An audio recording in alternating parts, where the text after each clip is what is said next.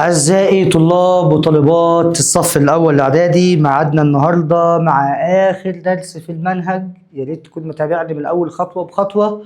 برضو الدرس سهل وبسيط زي الدرس اللي قبله، بس مش هنفهمه لو ما حضرناش الدرس اللي فات.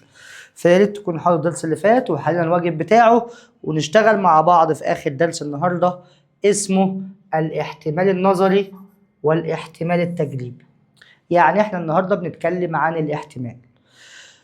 احتمال يعني ايه؟ يعني مثلا زي ما خدنا المره اللي فاتت، احنا رمينا حجر نرد مره واحده، وعاوز اعرف الاول الحدث ايه ظهور عدد فردي، وتاني حاجه احتمال حدوث الحدث ايه.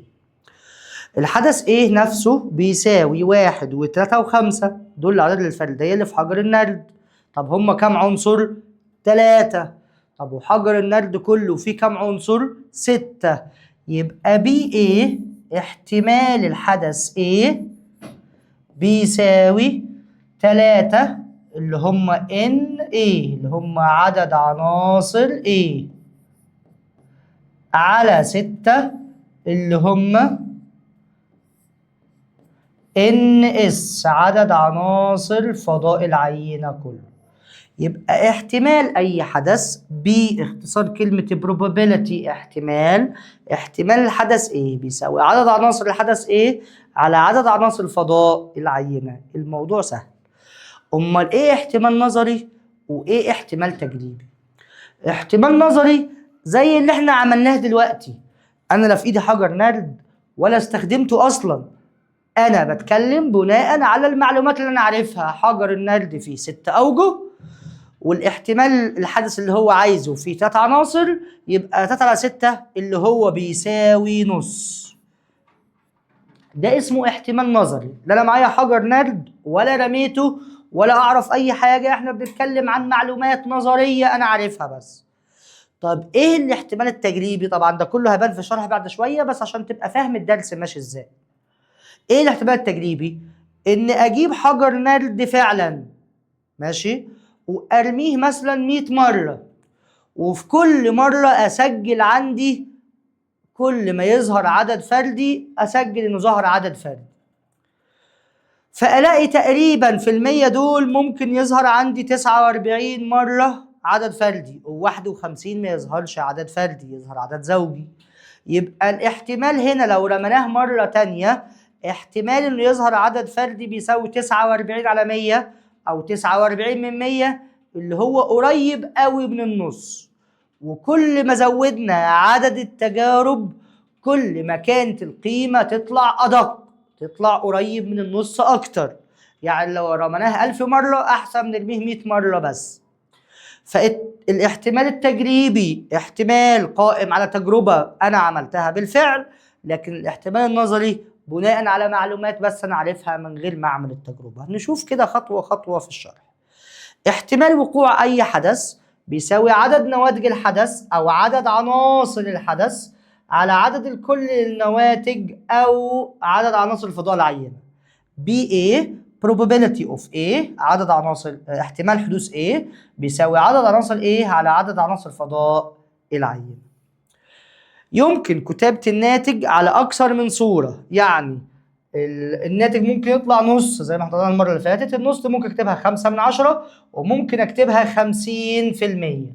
دي كلها صيغ لنفس الناتج عندي. مثال: عند إلقاء حجر نرد منتظم مرة واحدة وملاحظة العدد الظاهر على الوجه العلوي، احسب احتمال أن يكون إيه حدث الحصول على عدد زوجي. أول حاجة إيه نفسه بيساوي الأعداد الزوجية على حجر النرد هي 2 و4 و6.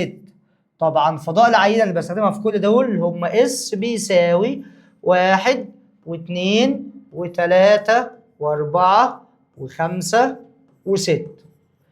ان اس عدد عناصر فضاء العينة بيساوي 6، وهنا ان ايه عدد عناصر الحدث ايه بيساوي 1 2 3 بيساوي 3.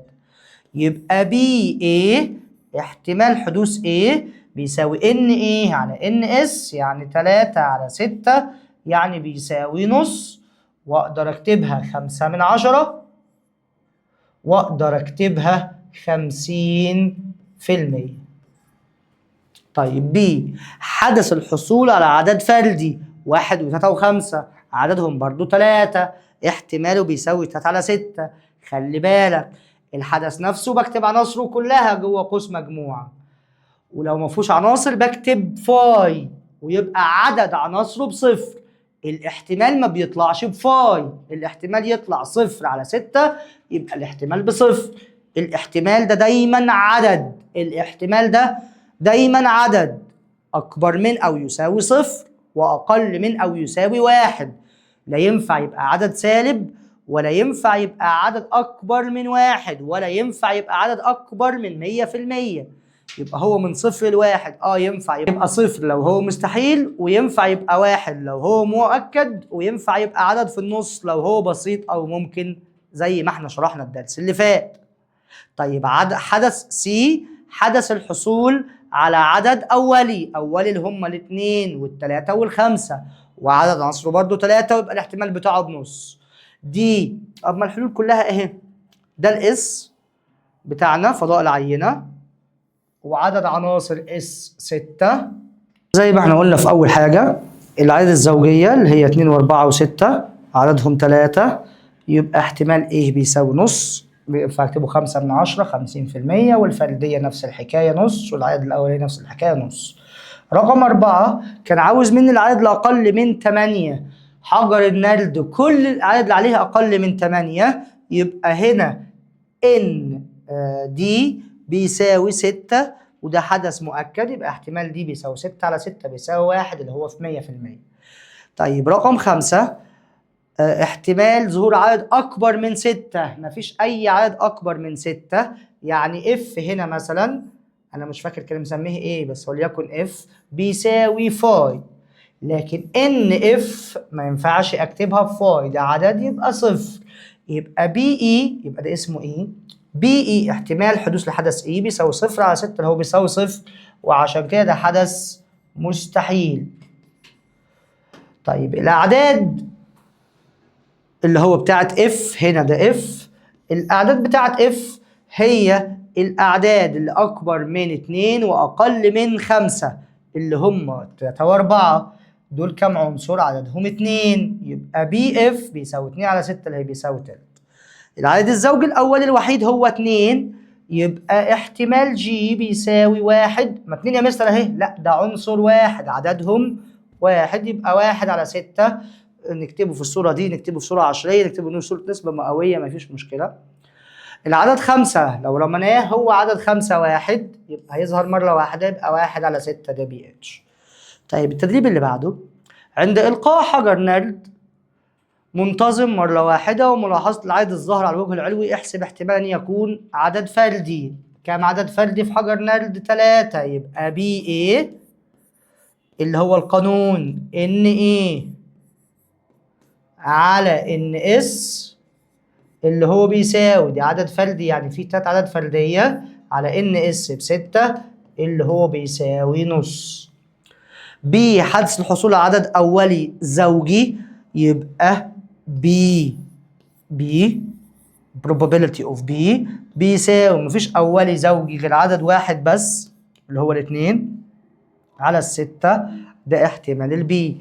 سي حدث الحصول على عدد أولي فردي، يبقى بي سي احتمال حدوث الحدث سي بيساوي، أنا عاوز عدد أولي فردي، أنا عندي الأعداد الأولية للحجر نرد 2 و3 و5، الاتنين ده زوجي، يبقى هم عددين بس اللي هم ال3 وال5، 2 على 6 اللي هي بيساوي تلت، اللي هي 33%، اللي هي 33 من 100، أي حاجة فيهم صح.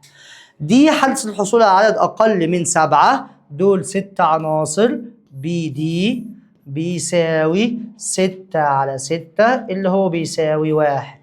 طيب إيه حدث الحصول على عدد أكبر من 6، مفيش ولا عنصر أكبر من 6، يبقى بي إي بيساوي 0 على 6 اللي هو بيساوي 0. اف حدث الحصول على عدد أكبر من 1 وأقل من 3، مفيش غير عدد واحد اللي هو الاتنين، يبقى بي اف بيساوي 1 على 6 اللي هو سدس، وينفع نكتبه بأي طريقة مفيش مشكلة. هنا بيقول لي ايه؟ صندوق يحتوي على مجموعة من البطاقات المتماثلة المرقمة من 1 إلى 10. صندوق يحتوي على مجموعة من البطاقات، يعني هم 10 بطاقات. سحبت واحدة عشوائيا، احسب احتمال أن يكون العدد الظاهر ايه؟ حدث الحصول على عدد زوجي. أول حاجة الإس هي من 1 لغاية 10، ودول 10 عناصر. ان اس بيساوي 10. الحدث ايه نفسه بيساوي 2 و4 و6 و8 و10. وان ايه عدد عناصر ايه بيساوي 1 2 3 4 5 بيساوي 5.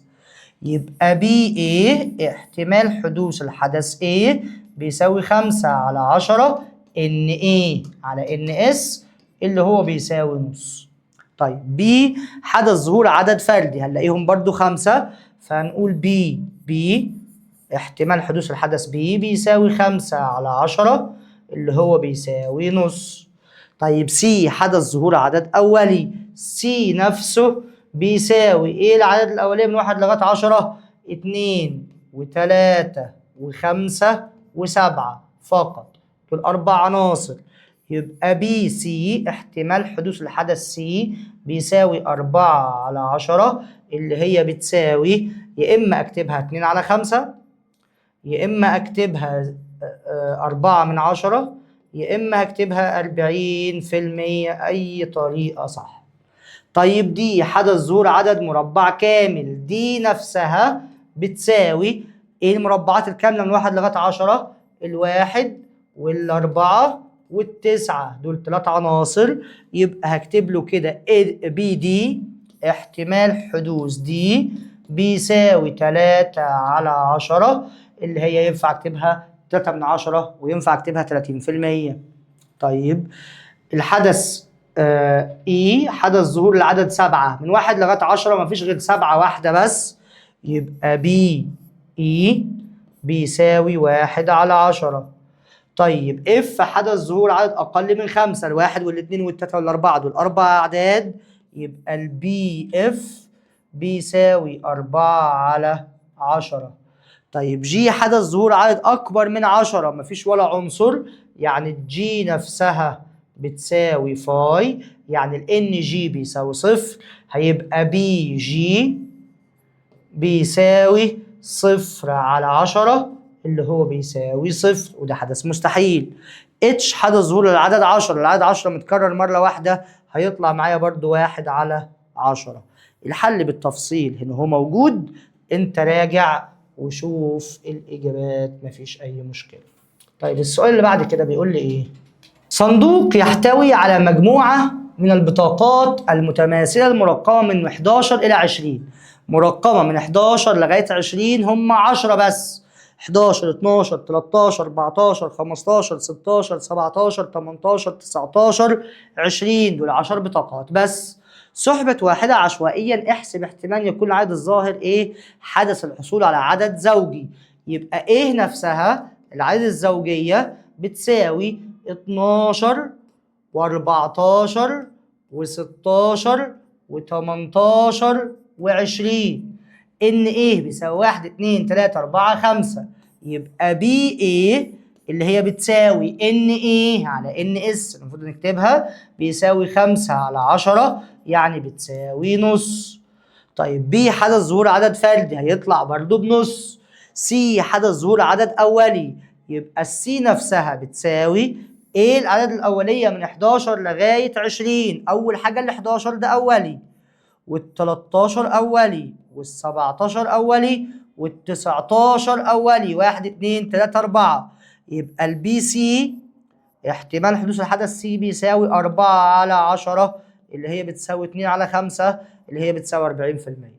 طيب دي حدث ظهور عدد مربع كامل، ايه المربعات الكامله؟ دي نفسه بيساوي المربعات الكامله من 11 لغايه 20 هي 16 فقط، ما فيش مربعات كامله ما بين 11 و20 غير ال 16، العدد اللي بعد 16 هنقول هو 25 مش تبعنا. يبقى ده البي دي احتمال حدوث الحدث دي بيساوي 1 على 10. حدث ظهور العدد 5 هو عدد واحد اسمه 5، يبقى برضو 1 على 10. والحدثين اللي في الآخر دول اسمهم أحداث بسيطة أو أولية. كيس يحتوي على كرة حمراء، كرة واحدة حمراء وست كرات زرقاء وثلاث كرات خضراء. الحمراء سميناها R، والزرقاء سميناها B، والخضراء سميناها G. جميعها متماثلة. إذا سحبت كرة عشوائية، هم كلهم الأول كم كرة؟ 6 و3 9 و1 10. إذا سحبت كرة عشوائية من الكيس ولوحظ لونها، فما احتمال أن تكون الكرة المسحوبة زرقاء. هو في كم كرة زرقاء؟ 6، وكلهم كام؟ 10. يبقى 6 على 10 اللي هي بتساوي 3 على 5. طيب حمراء، هم كم كرة حمراء؟ واحدة بس، يبقى 1 على 10. طيب بيضاء، هو عندي كور بيضاء؟ مفيش ولا كرة بيضاء، يا حمراء يا زرقاء يا خضراء، يبقى 0 أبيض، يبقى 0 على 10. 0 على 10 اللي هي بتساوي 0. طيب خضراء، هم 3، يبقى 3 على 10. طيب زرقاء أو خضراء، وخلي بالك كلمة أو معناها اتحاد، معناها ده مع ده نجمعهم. يعني كم كرة زرقاء وكم كرة خضراء؟ الأزرق 6 والأخضر 3، يبقى كلهم 9، يبقى ده 9 على 10. لكن لو قال لي و مش أو يعني نجمعهم، ويعني عاوزها تكون زرقاء وخضراء في نفس الوقت، وهنا كان طلع 0. طيب ليست خضراء، كم كرة مش خضراء؟ الأخضر 3، يبقى الباقي 7، يبقى ده 7 على 10. لو في حاجة مش فاهمها اسألني وأنا هجاوبك تاني. ده الحل بتاعي. هو قال الأحمر 1 والأزرق 6 ومجموعهم 10، ونحسب بعد كده، وده كاتب النواتج بتاعتنا لغاية 7 من 10 أهو. الموضوع سهل. تدريب: كيس يحتوي على 3 كرات حمراء، يبقى الريد 3 والأزرق 2 بلو، و5 كرات خضراء لجرين. جميعها متماثلة. لصاحب كرة عشوائية من الكيس، ولوحظ الأول لازم أعرف الإس. كم عنصر في الإس؟ 3 و2 5 و5 يبقى 10، يبقى إن إس بيساوي 10. تمام. ولوحظ لونها، فما احتمال تكون الكرة مسحوبة زرقاء. كم واحدة زرقاء هنا أهو؟ 2، يبقى 2 على 10 اللي هو 1 على 5. طيب بيضاء، كم كرة بيضاء؟ أنا عندي 3 أحمر و2 أزرق و5 أخضر. في الأبيض مفيش أبيض، يبقى 0 على 10 اللي هو بيساوي 0. حمراء، كم كرة حمراء؟ 3، يبقى 3 على 10. خضراء، كم كرة خضراء؟ 5، يبقى 5 على 10 اللي هي بتساوي نص. زرقاء أو خضراء، هناخد الأزرق والأخضر. الأزرق 2 والأخضر 5، يبقى دي 7 على 10. طيب ليست خضراء، الأخضر 5 يبقى الباقيين 5، يبقى ليست خضراء 5 على 10 يعني بتساوي نص. الموضوع سهل وما فيهوش أي حاجة. لاحظ مجموع احتمالات جميع النواتج أي تجربة عشوائية لازم يساوي 1. يعني إذا كان احتمال نجاح طالب 3 على 4، يبقى الطالب ده يا إما ناجح يا إما راسب، مفيش حاجة تالتة. أي طالب يا إما ناجح يا إما راسب. أي فصل التلاميذ اللي فيه يا إما أولاد يا إما بنات، مفيش حاجة تالتة.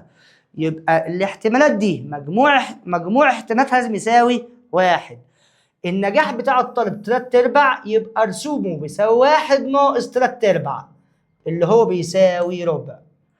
احتمال سقوط امطار، ما المطره يا اما تسقط مطره يا اما ما تسقطش مطره، يا اما في مطره يا اما مفيش حل ثالث. يبقى احتمال سقوط امطار 60%، يبقى عدم سقوطها 40% اللي هي 100% ناقص 60، او 1 ناقص 6 من 10 اللي هو بيساوي 4 من 10. إذا كان احتمال فوز فريق في مباراة الكأس هو 80%، فإن احتمال هزيمته هو 20%، بافتراض إن مفيش تعادل، يا إما فايز يا إما مهزوم. لو في تعادل يبقى أنا عندي 3 احتمالات مجموعهم هم الثلاثة لازم يساوي 1، لكن هنا افترضنا إن مفيش تعادل، يا فايز يا مهزوم. احتمال ظهور صورة هو نص في قطعة النقود، يبقى احتمال ظهور كتابة هو نص عشان يبقى مجموعهم 1. طيب الأسئلة هتيجي ازاي؟ هنا هو بيقول لي ايه؟ ألقيت قطعة نقود منتظمة مرتين متتاليتين ولوحظ تتابع الصور والكتابات، أوجد احتمال كل من الحالات الآتية. أول حاجة قبل ما نقرأ السؤال، اس بتاعتي فضاء العينة بيساوي، احنا قلنا هيطلع فيها 4 عناصر عشان دي قطعة نقود ليها وجهين واحنا رميناها مرتين يبقى يطلع 4 عناصر. أول عنصر اتش واتش، صورة وصورة. تاني عنصر اتش وتي، صورة وكتابة. تالت عنصر تي واتش، ورابع عنصر تي وتي. دول الاربع عناصر اللي عندي. اوجد احتمال، طبعا ان اس هنا بيساوي 4، ما حدش يعدي لي كل واحده لوحدها، كل زوج مرتب ده عنصر.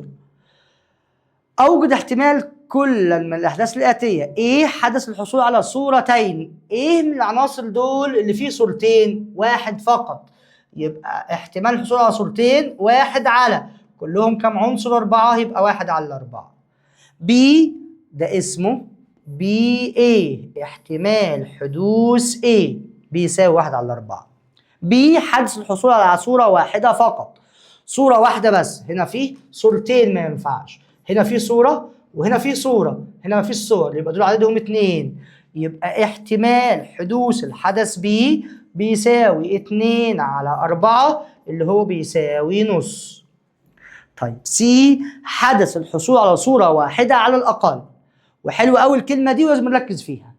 يعني إيه صورة واحدة على الأقل؟ يعني ما ينفعش ما فيش صور، بس صورة واحدة ينفع، أكتر من صورة ينفع.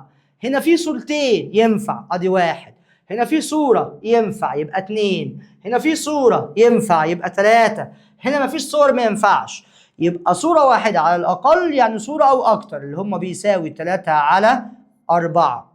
طيب حدث الحصول على نفس الشيء في الرميتين، يعني صورتين ينفع كتابتين ينفع، يبقى دي صورتين وادي كتابتين، يبقى دول عنصرين، يبقى 2 على 4 اللي هي بتساوي نص. طيب ايه حدث الحصول على صورة في الرمية الأولى؟ أنا مش مهم الرمية التانية، أنا عاوز صورة في الرمية الأولى بس. هنا في صورة في الرمية الأولى وهنا في صورة في الرمية الأولى، دول عنصرين، يبقى 2 على 4 اللي هو هيطلع برضه بنص. والإجابات أهي، ده فضاء العينة سبيس عددهم 4. النواتج اللي بها صورتين 1 بس يبقى 1 على 4، صورة واحدة فقط يبقى نص. رقم 2 احنا حلينها بنص. الإجابات كلها بالتفصيل هنا عشان لما تيجي تراجع أو تحل الموضوع بسيط. طيب الاحتمال التجريبي اللي احنا شرحناه، الاحتمال التجريبي ان اجيب انا قطعة نقود، اجيب انا حجر نرد، اجيب التجربة زي ما هو قايل عليها ايا كان واكررها عدد كبير من المرات، وبناء على النواتج اللي طلعت في المرات الاولى هستنتج لو عملناها مرة تانية ايه اللي ممكن يطلع. يبقى احتمال تجريبي يعني عندي تجربة انا عملتها بالفعل، عدد مرات وقوع الحدث على عدد مرات اجراء التجربة. يعني اذا القيت عملة معدنية 100 مرة، ظهور صورة 41 يبقى الباقي هو 49 وهو ظهور كتابة. فإن الاحتمال التجريبي للصورة بيساوي، احنا عملنا ظهر صورة كم مرة؟ 41، كلهم كم مرة؟ 100، يبقى احتمال ظهور صورة لو عملناها مرة تاني بيساوي 41 من على 100، واحتمال ظهور كتابة بيساوي 59. سوري دي 59 مش 49، يبقى 59%، وهكذا. قسم قرص دوار إلى عدد قطاعات ملونة ومتساوية في المساحة. احنا عارفين القرص انتوا ابو سهم ده، فكل مرة بندوره السهم بيقف على لون معين. احنا عملنا التجربة دي 50 مرة، وكان الجدول المقابل اللي هو الجدول ده يوضح عدد المرات اللي توقف عندها المؤشر على كل لون. احنا المؤشر في كل مرة سجلناه، الأحمر 8 والأزرق 9 والأصفر 13 والأخضر 9 والبنفسجي 11. لو جمعناهم 20 و9 و13 22 يبقى 42 و8 50 مرة بالظبط. أوجد الاحتمال التجريبي، احنا عملنا تجربة أهي. أوجد الاحتمال التجريبي لوقوف المؤشر على اللون الأصفر. الأصفر كله كام؟ 13 وكلهم كام؟ 50. احتمال تجيب الموجود فيهاش على اللون الازرق، الازرق كام؟ 9، يبقى 9 على 50. اوجد احتمال تجريب الموقف على اللون الاحمر، الاحمر كام؟ 8 على 50 ونختصرها تبقى 4 على 25. ماشي، ده بالنسبة للاحتمال التجريبي، والموضوع سهل والدرس خلص والموضوع أبسط بالبساطة. أتمنى لكم التوفيق. ميعادنا الحصة اللي جاية مع آخر حصة في المنهج، بس هنستنى طبعا أقوى مراجعات في منهج الرياضة بعد الحل بتاع الدرس ده. إن شاء الله انتظروني في المراجعات وما تسيبش القناة.